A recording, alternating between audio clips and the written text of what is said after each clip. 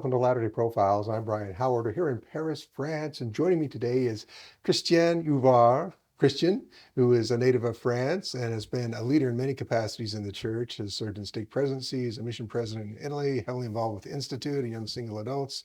In fact, the first time that I was introduced to you, you just finished being the director of the Institute in Paris, and we're bringing some students over to visit. So it's such a pleasure to have you here. Thanks so much for taking the time. It's a pleasure for me. Thank you for inviting me. I hope I can be of help somehow. Well, in addition to your church service, you've done a lot of research in your education into the church in France, both all of the church history in France, and currently you're working on the history of women in the church in Paris and France area. Let's talk about growing up. How long have you been a member all your life, Christian? When did you get introduced to the No, church? the first one in my family to be introduced to the church was my brother. We are three boys in the family, and so it's the middle one. I'm the baby of the three. And we had missionaries who just knocked on the door of some of our friends, neighbors, and they asked, do you have anybody who would be interested in the message we have? And so the young girl of the family, I guess she was about 12, 13 at the time, invited my brother. And 3 weeks later, both of them, my brother and this good friend of ours, were baptized. I was 9 at the time. Missionaries came to our home only once. But I was very excited because it was David Harmon and David Crockett. I was very anxious to meet David Crockett, although he looked a little different from what I was expecting. But so 3 years later, I went to church, mainly at first for English class. But since my brother was there, they had MIA activities, young men, young women today. And I had many friends who had joined the church, so I stayed there, and I was really touched by the Spirit. And after 3 months, in December of 1965, I was baptized. Tell me about when you joined the church. Not a lot of members. What was it like being involved with the church and church service at that point? My brother and I, our parents gave permission, but they didn't join. So we've really found a church of a lot of young people. We felt like a family spirit there. We would spend a lot of time in church on Sunday. We had meetings in the morning, meetings in the afternoon. We would stay there for the whole day. We had activities for MI during the week. We had family home evening at the homes of different members. So it was really a close family. And the missionaries, of course, played a major role. They were our friends. They were confident. They were examples. And so we looked up to them for, their spirituality, but also their kindness. So it was kind of a family life. We enjoyed it very much. We were ready at the time to, go far away for meetings and stay in meetings for hours, singing in the train, going there. And so, yeah, I can say that we had a very happy youth in the church. Maybe the difference was that we had a lot of initiatives. And the leaders at the time, maybe because they didn't know better, but they let us, organize a dance, organize a banquet, have a talent show, all kinds of activities. And the missionaries were always part of it. And so we were really, able to grow, to learn, and to develop not only the spirituality, but we learned how to sing and dance. It was a full experience that we had. And as young adults, it was the same. We really enjoyed it so much. So it was a happy life. Did you want to serve a mission at that point? Did you decide you were going to serve? At first, not really. I guess we had the feeling that the young people from the U.S. and Canada were serving. It was kind of in the natural thing. But as I got closer to that age, uh, it became a question. Often people would ask me, but I would say, "Oh, we know you can serve in France, and that's a way uh, to fill a mission in a sense." But my brother went and served a mission in Italy. Funny thing because we have no family connection with Italy, but he served the mission there. He left in, as I recall, in I think it was in 91. No, in 69. He went on his mission. One of the first members to go. It was kind of funny because he didn't speak that much English and didn't speak a word of Italian. And so his first interview was him speaking French with a sister who spoke uh, French and Italian, who would translate to an elder who spoke Italian and English, and to finally the mission president. So not very personal as an interview, but it went fine.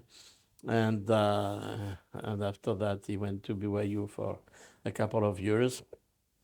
So, but yeah, came the time when I felt a mission was really a next step. I wanted to have my bachelor's degree, kind of out of respect for my parents, who had hoped to see me progress in my studies. So I did that. I left a little later than usual. I guess I was 21 when I left on my mission. And I was called in a mission that was just, newly formed, the France-Toulouse mission. That doesn't exist anymore, but yeah, we were sure that was a wonderful experience. I really enjoyed it. We had a wonderful mission president, President Brzezinski and his family. Great people and great friends. I'm still in touch with many of them. Really fantastic experience. I didn't have to learn the foreign language, but the experience was invaluable. How did you get involved with church employment with the Institute and such? How did that come about? I came home from my mission, so that was 75, 77. 77, got married in 78. Marie-Françoise, my wife, served in the same mission. We knew each other before because we had worked together with the youth of the district of Paris. And she had said, she saw all of her friends going on mission, but she said, no, I won't go on a mission because I don't want to go because everybody goes. I will only go if the mission president tells me I should go. And sure enough, out of the blue, the mission president, 2 weeks later, asked to talk to her, and he said, "Oh, you should go on a mission." So I said, okay, well, I guess I have my answer.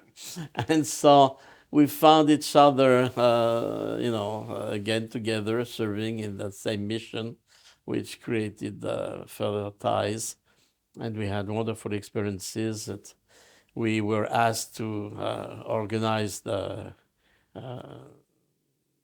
activity, for the conference, the Paris Regional Conference with President Kimball in 1976. And so we were both involved with that because we had been involved in choirs, in road shows, and all kinds of things. And so we had the pleasure of organizing it, although we were missionaries. And I was asked after a while to lead the choir for the conference, 250 singers. That was the first experience of that big of a choir, and had a chance to meet President Kimball. It was a great experience. But so we came back, and I was visiting Euvrard as I guess I was at the time either. I suppose I was in the stake presidency then for the first time. And I met a brother Jim Stevens, who had worked in France, in Paris, had been a missionary in France earlier, of course, and had been called as a mission president in Geneva. So after his mission, he was asked to supervise the seminary and institute programs for most of Europe.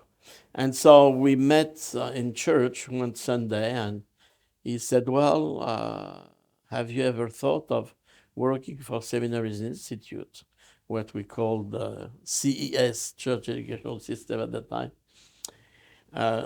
Jokingly, I say, teaching the scriptures or teaching the philosophies of men, because I was doing my master's degree in philosophy. I decided to teach the Word of God. I finished my master's in philosophy and then started in '79 part-time for a year. I went full-time, and that's when my wife and I were asked to go to Italy to supervise the program for all of Italy, which was fantastic. We had to learn Italian on the spot. I had studied Spanish. My wife had done 8 years of Latin, so that helped. And it's not so different from French. Plus, I always need to speak, so you can't keep me quiet even if I don't know the language. So I learned fast. But that was a great experience. We fell in love with Italy. My brother had served there. I really enjoyed it. It was a very precious experience. We made many, many friends that we still have today. And we didn't know then, but that this first stay in Italy would have such implications in our lives. And you ended up serving mission leaders in Italy. Yes, so we stayed working in Italy 1 year in Naples and 1 year in Rome.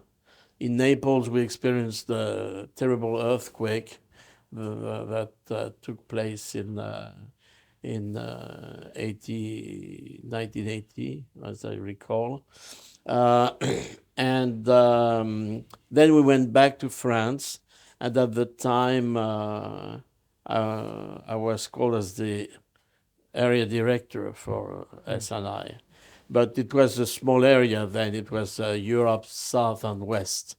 We had Spain, Portugal, Italy, France, Netherlands, Switzerland, these countries. But it was a great time. But after a year, we were called on a mission. Surprising.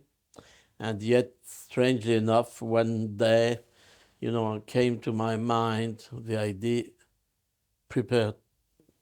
get prepared. You're going to be called, the kind of strange thoughts that comes to your mind. And so, sure.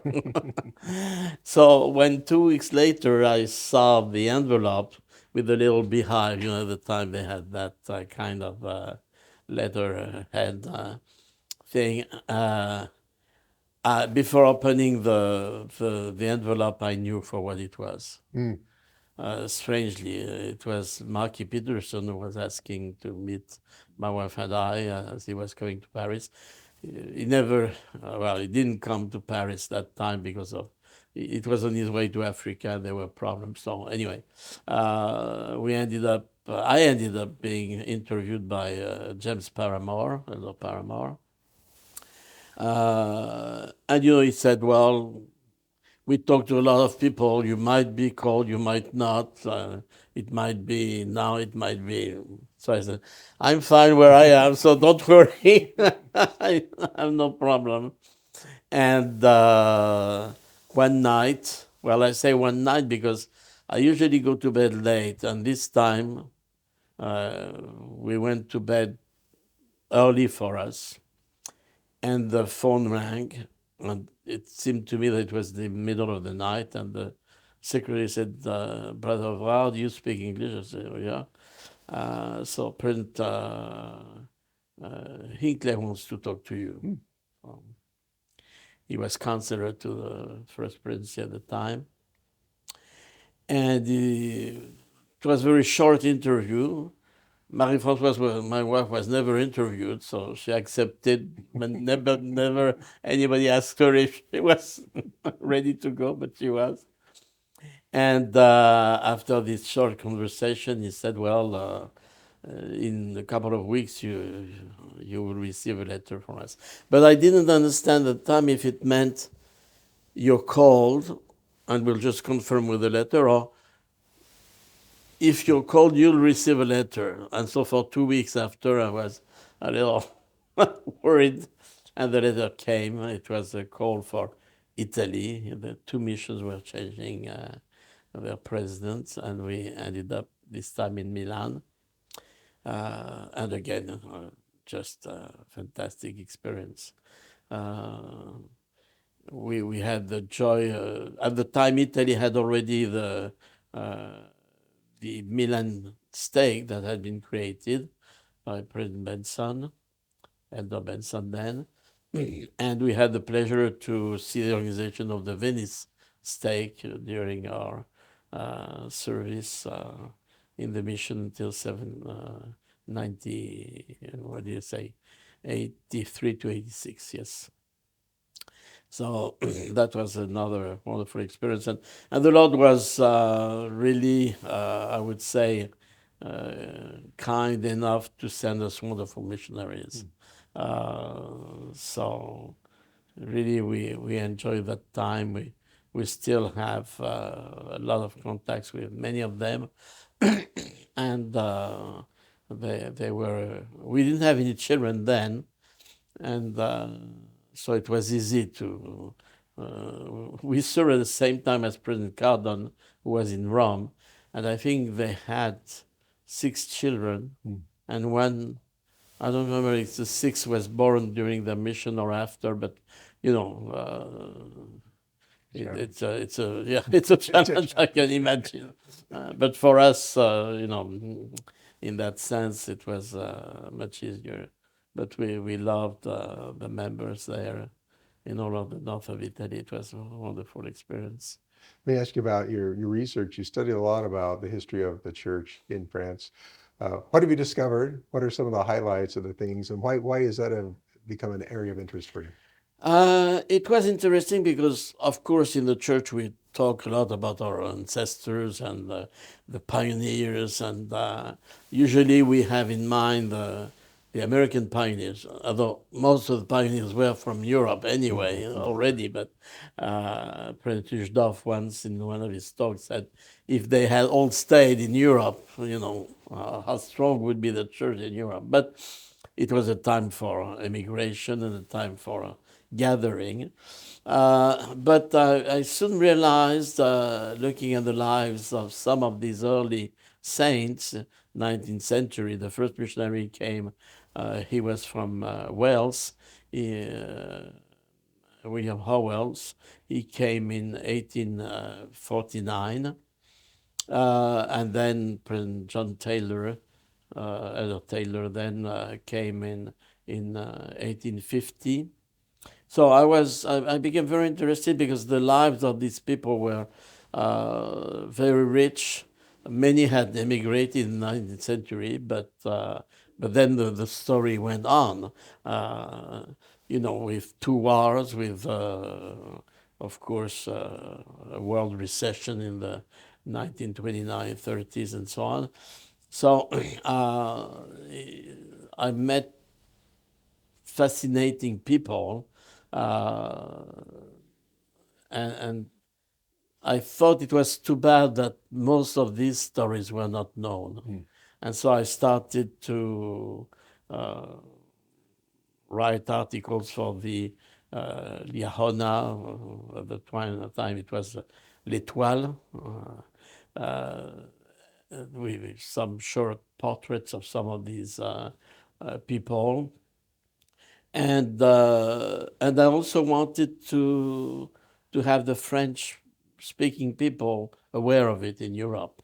So that's why most of what I've written in French, because I wanted I want the members still today to be aware of that. In fact, the first volume, 19th century, of that history is going to come out this summer, and hopefully before Christmas, the second volume. That should, so it's already written, but I used that as my PhD thesis when I finished it in the Ecole Pratique des Hautes Etudes in the Sorbonne. But since then, it doubled size because I wanted also to have not only the scientific development of the church as a movement, sociological interest, but also to give some of the blood, the real life, the real people. So that ended up postponing also because I had other things I had to do with work and colleagues, but so now it's finished and it's coming out this year. I'm getting old, That'll so be exciting. it's time to do it because you never know.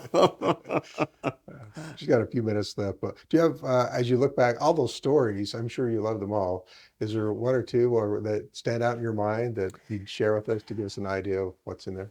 Well, I was, and that's the first book I produced, the biography of Louis Bertrand, Louis-Auguste Bertrand. So he was born at the beginning of the 19th century, very committed to whatever he wanted to do. He traveled the whole world. He went and lived in the States for 7 years and was even made American at the time of Jackson. And he came back. He was in the socialist movements of the time, what we call the idealism, not the socialists as you would understand it with Karl Marx or Engels or others. And he had that vision of joining together the principles of Christianity, the Bible teachings, and the ideas of the French Revolution, of liberty, fraternity, and so on. And so it was an interesting personage. He did everything. He was a Freemason. He was a journalist. He had traveled the world. He was involved with growing plants, and he immigrated and finally will die in Utah. He was mission president in Paris, sent by Brigham Young. So and he was extremely heavily involved in the translation of the first version of the Book of Mormon in 1852 when it came out, January. So he loved singing also. He really enjoyed music. He didn't write music, but he put words to tunes that were already famous. He had done also a translation of the Doctrine and Covenants. Unfortunately, we have only one section 76 left. So he was involved. Unfortunately, his wife and children never followed him to Utah. So he died a little miserable, a little alone, although there were some French converts who knew him there. When I say French, some were from Jersey, some were from Belgium, some were from Switzerland, some were from Italy but spoke French. So it's a very interesting personality and a very intelligent man. He wrote a book, Mémoires d'un Mormon, Memoirs of a Mormon, when he was a mission president here, because that's the only way he had to preach the gospel. It's the time of the Second Empire, Napoleon III, and there are very little freedom during that dictatorship, we can say. But he always shared his testimony and was a fine analyst of the situation. So I don't know. It's a man of adventure, of a great intellectual, but I would say a great convert. But there are others. In fact, when we published that book on the history of some of the women of the church, some that are fortunately still among us, but others that have gone. I've also been very impressed by some of these people. We could mention the family Fargier, Léon Fargier, and his wife, because he was the only elder in France during World War II and the German occupation, and he kept the church together as was possible at the time. And there are also wonderful women who have contributed. They are not always known because they haven't had a posterity. Some of them never married, but yet their example of courage, of faith, is really amazing. So we had and we have. I could name so many more, but examples and pioneers who have made the growth of the church possible in the French-speaking Europe, because Switzerland, Suisse romande, and of course Belgium have been part of that movement. Yeah, it's such a pleasure to talk with you. I look forward to learning more about the history of the saints. People need to learn French if they're going to read it or get it translated, I guess. Well, if somebody thinks it's worth translating, that would be great. But I want to do it in French first of all, and then we'll see what happens. Well, it's a pleasure. You're well known here among the members. Very much appreciated. Thank you for taking You're some time to welcome. talk. The last new thing we were asked to do, my wife and I, was first to be director of the Visitor Center in Rome, the temple. That was just 2 wonderful years. And now I've been asked, not a church calling, but by Scripture Central to do their videos and other things on the Come Follow Me program. And it's a little bit like being back in the institute class. So as long as we're ready to participate, we have opportunities to do so. And that's wonderful to serve. Oh, thank you so much. I appreciate you taking the time, Christian. Thank you so A much. pleasure.